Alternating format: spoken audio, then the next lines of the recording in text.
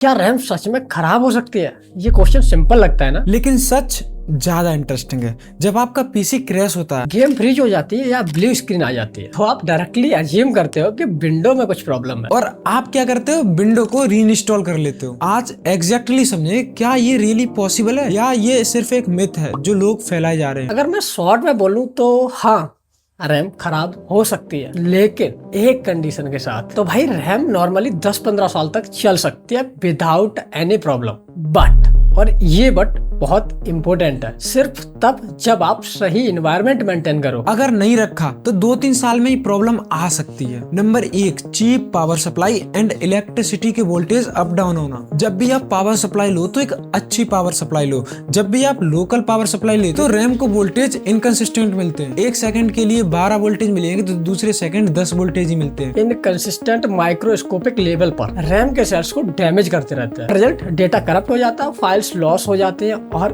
Random crashes आते रहते हैं। Number 2, overheating and weak airflow. तो भाई बाकी कंपोनेंट की तरह रैम भी हीट करती है, और अगर आपके कैबिनेट का एयर फ्लो ज्यादा बेटर नहीं है तो भाई रैम का टेम्परेचर बढ़ता रहता है। नंबर 3, ओवरक्लॉकिंग और वोल्टेज पुशिंग। कुछ लोग मैनुअली ओवरक्लॉक करके रैम की फ्रीक्वेंसी को बढ़ा देते हैं, वोल्टेज को पुश कर देते हैं बिना प्रॉपर टेस्टिंग के। ये शॉर्ट टर्म में तो बहुत अच्छी परफॉर्मेंस देता है, लेकिन लॉन्ग टर्म में रैम की लाइफ को खराब कर देता है। परफॉर्मेंस का नशा अलग होता है, लेकिन ये नशा एक्सपेंसिव पड़ता है। अब आता है बहुत जरूरी पार्ट कि अब पता कैसे चलेगा कि रैम खराब है या सही। अगर आपको बिना वार्निंग के बीच बीच में ब्लू स्क्रीन अपडेट देखने को मिले, पीसी बूट ही ना हो रहा हो, स्टक हो गया हो स्टार्टिंग फेज में, वैसे गेम भी तभी क्रैश करते हैं जब रैम का यूज 80-90% हो रहा होता है। अगर फाइल रैंडमली करप्ट हो रही है, डॉक्यूमेंटेशन में प्रॉब्लम आ रही है, जिप फाइल में इशू आ रहा है, तो ये रैम डैमेज होने के संकेत है। अब देखते हैं कि रैम को टेस्ट कैसे करें। आपको विंडो R टाइप करना है एंड उसके बाद ये जो मैं लिख रहा हूँ वो डालना है। उसके बाद रीस्टार्ट होगा एंड आपको 30 मिनट में पता चल जाएगा कि आपकी रैम कैसी है। दूसरा ऑप्शन है फिजिकल चेक। रैम को केयरफुली निकालो एंड चेक करो कि कोई बर्न मार्क